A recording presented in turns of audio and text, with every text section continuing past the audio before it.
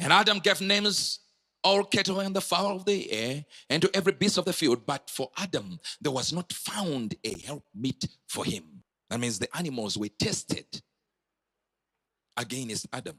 As I've always said, raccoon was brought to Adam. Move around, Adam. Adam is moving with a raccoon.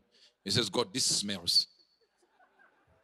So no problem. A dog was brought. Notice, and not found any helpmeet for him. That means if it was not found, it was searched for. That means he really searched for a wife from among the animals. This is the reason I tell you why everything that your husband says when he's scolding you is animalistic. You're a dog. Because he has been married spiritually to a dog. So he knows how a dog acts. Why is the bed not made? You look like a pig. He is right. You just demonstrated a pig-like mentality. Because the man was married or engaged rather to animals. I know you're not getting it. Somebody's taking it literally.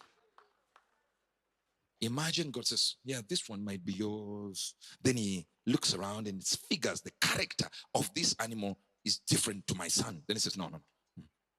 All the animals, not one. But that's not where we're going. We're about to go there.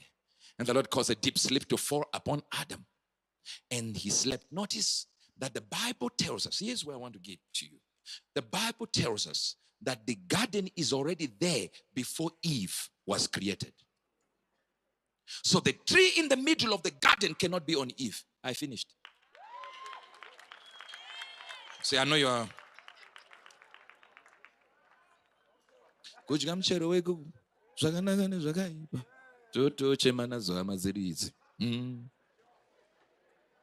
So Matavire thought the tree in the middle of the garden was on the woman.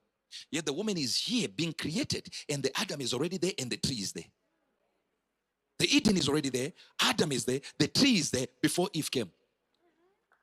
So the tree cannot be on the woman.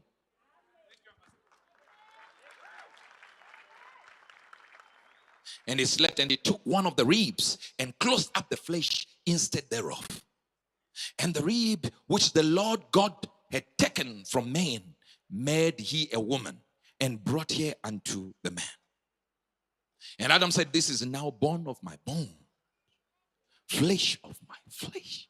She shall be called woman, woman, because she was taken out of the man.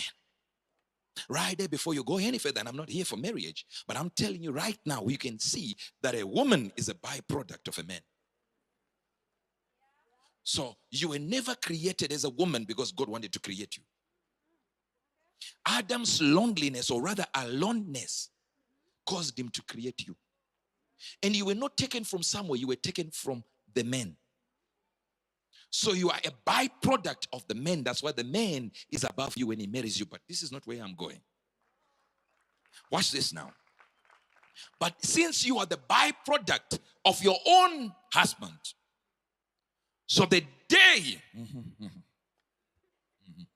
your husband says,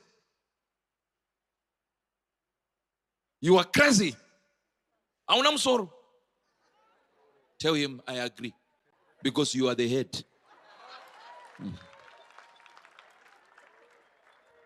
I'm not even here for this marriage thing. You are mentally disturbed. I am your byproduct. So you are the biggest mentally. Because my mental sickness is coming from you as a byproduct. I'm not from the original. So my impurities are more now, but a little bit of madness. Because you are the ultimate mentally disturbed person.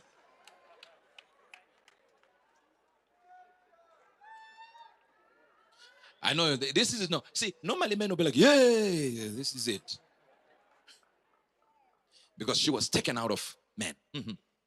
Therefore shall a man leave his mother and his father and his mother, and shall cleave unto his wife. They shall be one flesh.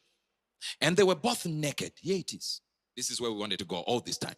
So Genesis 2 verse number 25. Hear this well. And stand up here. Stand, you and your wife. Stand here. See. Someone went, hey, hey. You see, laughter can tell you a lot of stories, eh? Hey. You need to ask why after this example. And they were both naked, the man and his wife, and were not ashamed. That means Adam and Eve knew they were naked before the fruit. I knew you were not getting this. Please read it again. And they were both naked, the man and his wife, and were not ashamed. The problem was not that they didn't realize they were not ashamed. The problem is not that they didn't realize they were not naked. They were naked. The problem is they were not ashamed. So the fruit did not produce sight. The fruit gave them shame. Yeah, you're not hearing what I'm talking about. I know you're not hearing what I'm talking about. So shame was not present. They knew they were naked. They could look at each other and know, you are naked, I'm naked. But they said there's nothing wrong. When the fruit was introduced, they didn't recognize that they were naked. They knew it. So a fruit brings shame. For them to realize, yeah, we were naked, we understand. But now when the fruit came, hey, this is not supposed to be like this. So if you're not careful, the devil can give you something to eat. Let me go here.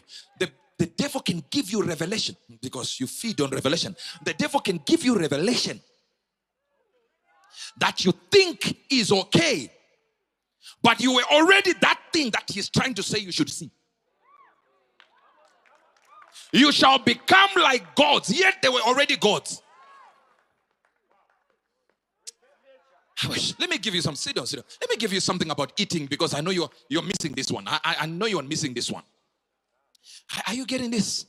Are you getting this? It says, and the woman, hear this. And the woman saw something that was amazing. And the woman saw that the tree was good to eat. And the woman saw that the tree was good for food and that it was pleasant to the eyes. Maybe you didn't get this because we have some generals here. But scientifically, it is proven that over 70% of men are visual creatures. Women are sensual. As much as you think they don't think, you are wrong. Because the Bible actually is telling you from here that it agrees with science that many women will use sense when they are dating someone. I know you didn't get it. Okay, here it is. Because you think it's not sense when somebody says, can you buy me an iPhone? You think it is an automatic thing that just was taught right there. No, they planned the occasion, the time to tell you. They've tried so many times and they looked at you and said, not today. Today is not the right occasion. Yeah, let me go here. No.